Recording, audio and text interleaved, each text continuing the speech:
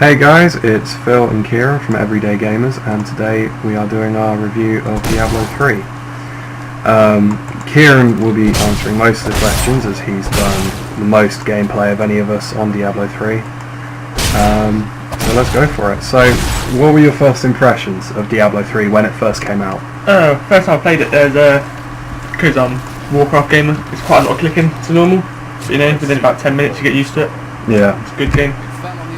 Yeah, I found the same. I got quite confused because I'm used to the old WAS and D controls to move, and so having to click to move was a bit confusing. I kept forgetting and clicking WAS and D and wondering why I wasn't doing anything.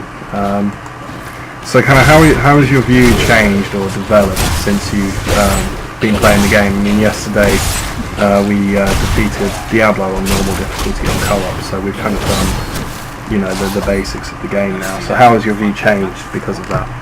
From the beginning I realised there's a lot more sort of like tactics sort of things, bosses. You actually have to move around, unlike most other games you just stand still. But yeah, you've got to move around. It's a really good storyline as well. I actually started following it in the end and started understanding it. Yeah, because you don't often, like on Warcraft, you don't often read the quest text or anything like that, so it has to be quite interesting to get your attention. I was very interested to find out, this is a bit of a spoiler alert, but when you find out that the Nephilim, which is what your character is, are actually the children of demons and angels. I found that very, very interesting. It's quite a nice twist on the game. Have you had any experience of the previous games, and if you have, how's it matched up to it? No, this is the first Diablo game. I'm quite glad I joined on this one. Alright. Would you recommend it as a game to a friend? Would you tell friends to go out and buy it, or would you say wait until it's cheaper? No, I'd definitely say buy it. It's really good. It's fun playing with your friends and that. It's good because you get to work together. You change the difficulty. The amount of players. It's good. Yeah. Do you prefer playing single player or co-op? I don't know, I'd say co-op is more fun, but single player is still good. You get to have a companion with you, so it's not as hard.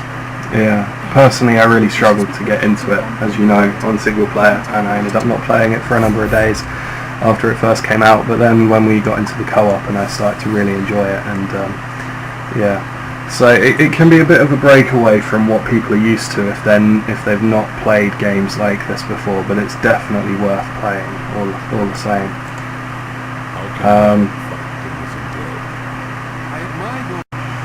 So what would you say is your favourite class in Diablo? I've only played 3 classes. I've played Monk, Demon Hunter and Witch Doctor, but at the moment it's got to be my Monk.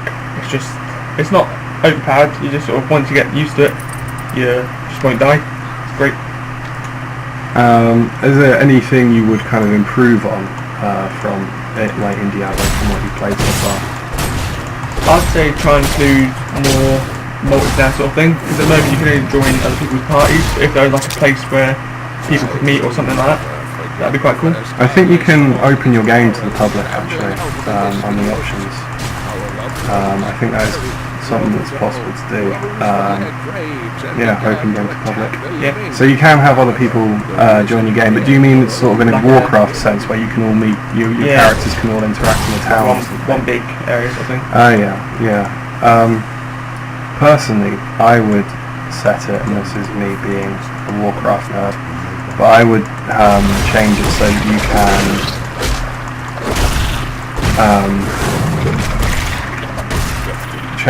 you can kind of switch between the click to move and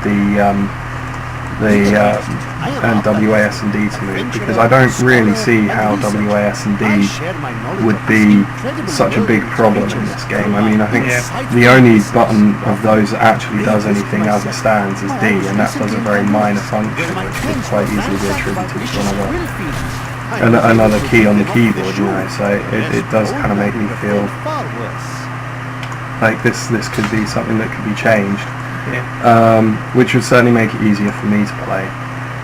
The other thing I would say about it is the saving, the checkpoints. Sometimes I'll be playing and I'll kind of, I get lost in a dungeon and I'll be running around this dungeon for ages, kind of looking for where I need to go, and I know I'm in the right place. It's just finding where I have to go from there, because you always have this kind of selection of different routes, and you spend sort of 40-50 minutes, and then you have to go for whatever reason, because real life beckons, as it sometimes unfortunately does, and you can't save any of it because you've not found a checkpoint, and that does get quite frustrating. You come back and you've kind of lost 50 minutes work. Yeah. So how would you, in general, kind of summarise it? What would you say to people who are thinking of buying it? You should definitely buy it, yeah. It's you might not understand it at the beginning, but once you get into the storyline, it's a great game. There's meant to be patches in the future where it involves PvP, if you're interested in that. That should be good. Yeah, great game. Alright, so that's a quick review from Everyday Gamers of Everyday Gameplays, sorry. We are the Everyday Gamers from Everyday Gameplays. Our quick review of Diablo 3. If any of you are thinking of buying it and you weren't sure, if you've read reviews in magazines and you weren't sure if they were biased or whatever, we hope this has cleared things up for you, because we don't earn any money from this, we're not biased, we're not elitist. Hope you enjoyed it, hope you got something out of it, and we hope to see you again sometime.